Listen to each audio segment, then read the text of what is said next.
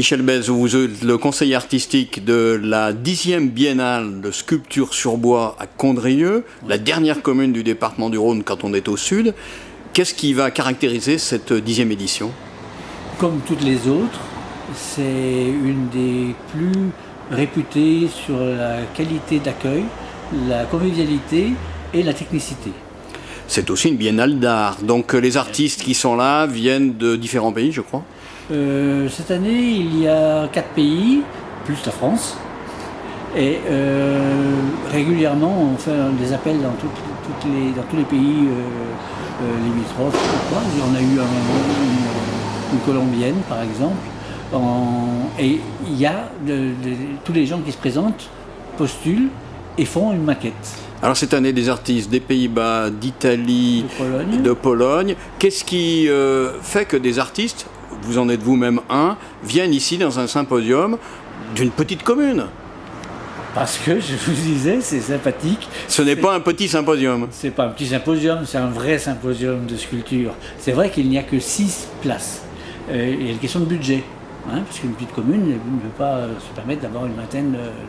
Mais les 6 sculpteurs, ou sculptrices, pour moi c'est pareil, on fait d'ailleurs attention, si c'est possible, quand c'est possible, d'avoir toujours des hommes et des femmes, de façon à ce qu'on montre que même avec des troncs qui font 2,50 m de long et 250 kg et 50 cm de diamètre, peuvent être transportés, manipulés par des dames.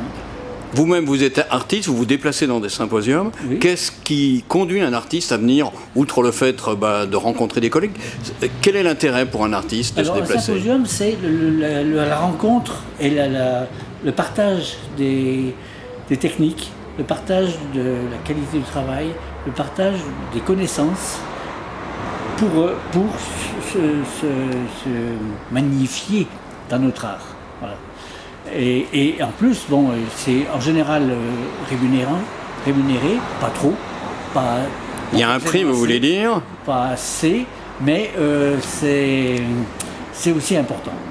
Ultime question, cette particularité de cette biennale de sculpture sur bois fait que les artistes rencontrent la population tout au long de la semaine parce qu'en fait, ils sculptent en plein air, en direct, sur différentes places de la commune. C'est en général le cas dans beaucoup de symposiums. Il y a le côté rencontre entre artistes, mais aussi avec le public, aussi avec les élus. Et les élus se rendent compte que la relation entre le public et les artistes est très importante et que la culture passe forcément par cet échange-là.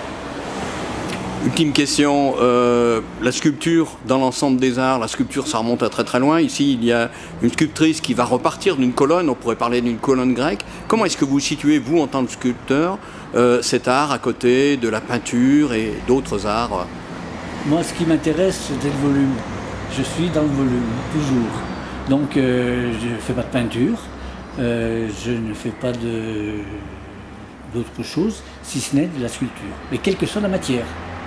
Je fais de la glace, de la neige, du bois, du plâtre. On a fait d'ailleurs un symposium à Évian de sculpture sur plâtre, où les gens avaient aussi une maquette et travaillaient que du plâtre. Et c'est assez fantastique. D'ailleurs, il y a une petite anecdote pour Évian, par exemple, c'est que cette année-là, il y avait le problème du talc, qui était un explosif à un moment. Et du coup, on n'a jamais rien dit, mais personne ne s'en a aperçu.